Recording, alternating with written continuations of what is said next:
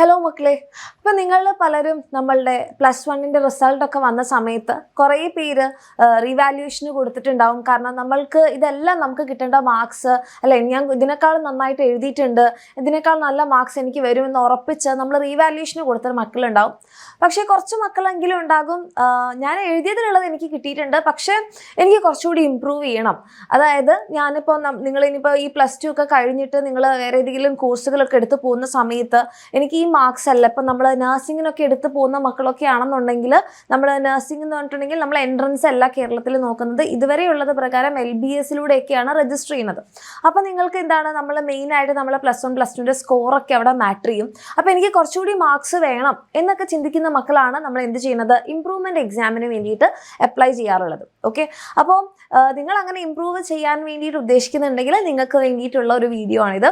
Okay, അപ്പോൾ അതിൽ നമുക്ക് ഇംപ്രൂവ്മെൻറ്റ് എക്സാമിന് വേണ്ടിയിട്ട് നിങ്ങൾ ഇപ്പോഴേ പഠിച്ചു തുടങ്ങണോ, അല്ലെങ്കിൽ എത്ര സബ്ജക്ട്സിന് നമുക്ക് ഇമ്പ്രൂവ് ചെയ്യാൻ വേണ്ടി പറ്റും, എങ്ങനെ ചെയ്ത് കഴിഞ്ഞാലാണ് നമുക്ക് നമ്മൾ വിചാരിച്ചതിനേക്കാൾ അല്ലെങ്കിൽ നമ്മൾ എക്സ്പെക്ട് ചെയ്ത ആ ഒരു മാർക്കിലേക്ക് നമുക്ക് എത്താൻ വേണ്ടി പറ്റുക, കംപ്ലീറ്റ് കാര്യങ്ങളാണ് മിസ് പറയുന്നത്.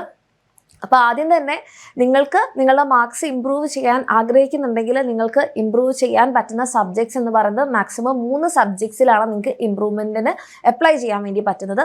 ആൻഡ് ഈ ഇമ്പ്രൂവ്മെൻറ്റിൻ്റെ എക്സാം വരുന്നത് ഇപ്പോഴൊന്നും തന്നെ അല്ല. അതായത് നിങ്ങൾ +2 നിങ്ങളുടെ പബ്ലിക് എക്സാം എഴുതില്ലേ, ആ സമയം നിങ്ങളുടെ ജൂനിയേഴ്സ് +1 എക്സാം എഴുതുന്നുണ്ടാവുമല്ലോ. അപ്പോൾ അതേ സമയത്ത് തന്നെയാണ് നിങ്ങൾക്ക് എന്ത് വരുന്നത്, നിങ്ങളുടെ +1 ഇമ്പ്രൂവ്മെൻറ്റ് എക്സാം വരുന്നത്. ഓക്കെ, അതായത് നിങ്ങളുടെ +2 എക്സാമിൻ്റെ കൂടെ തന്നെയാണ്, അത് മീൻസ് അതേ ദിവസങ്ങളിലായിരിക്കില്ല നിങ്ങളുടെ ജൂനിയേഴ്സ് +1 എക്സാം എഴുതുമ്പോൾ ആ ദിവസങ്ങളിലായിട്ടാണ് നിങ്ങൾക്ക് എന്ത് വരുന്നത്, +1 ഇമ്പ്രൂവ്മെൻറ്റ് എക്സാം വരുന്നത്. അപ്പോൾ നിങ്ങൾ ഇപ്പോഴേ അതിനു വേണ്ടി പഠിച്ച് നിങ്ങളുടെ +2 കൂടെ കുളമാക്കേണ്ട യാതൊരു ആവശ്യമില്ല. ഇപ്പം നിങ്ങൾ ഫോക്കസ് ചെയ്യേണ്ടത് എന്തിലാണ്, നിങ്ങളുടെ +2ലാണ്.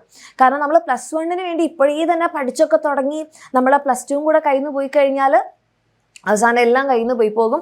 അപ്പോൾ ഇപ്പോൾ എൻ്റെ മക്കളെ എന്ത് ചെയ്യുക, അടിപൊളിയായിട്ട് നിങ്ങളുടെ +2 നിങ്ങൾക്ക് മാക്സിമം മാർക്സ് സ്കോർ ചെയ്യാൻ വേണ്ടിയിട്ടുള്ള എല്ലാ കാര്യങ്ങളും ഉറപ്പിക്കാം.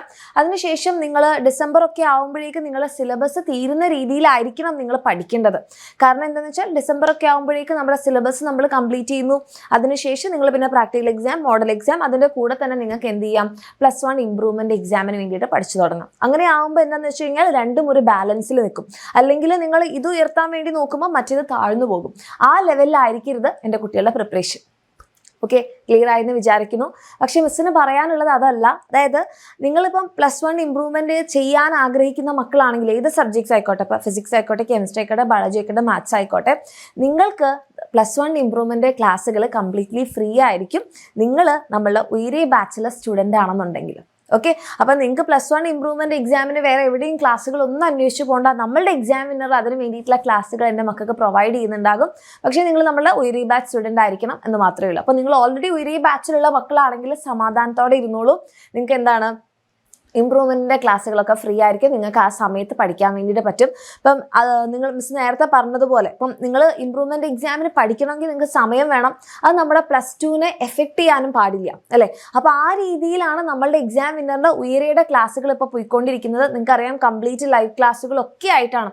ലൈവ് ക്ലാസ്സിലൂടെ നമ്മൾ സിലബസ്, നിങ്ങൾ ഡൗട്ട്സൊക്കെ ക്ലിയർ ചെയ്ത് മാക്സിമം നമ്മൾ എന്താണ് ഏറ്റവും എല്ലാ തന്നെ കോൺസെപ്റ്റും ക്ലിയർ ആക്കിയിട്ടാണ് നമ്മൾ ചാപ്റ്റേഴ്സ് ഇപ്പോൾ പോയിക്കൊണ്ടിരിക്കുന്നത്. ഇപ്പോൾ ബയോളജിയുടെ കാര്യം പറയുകയാണെങ്കിൽ ഓൾറെഡി 3 ചാപ്റ്റേഴ്സ് കഴിഞ്ഞു, നമ്മൾ 4ാമത്തെ ചാപ്റ്റർ.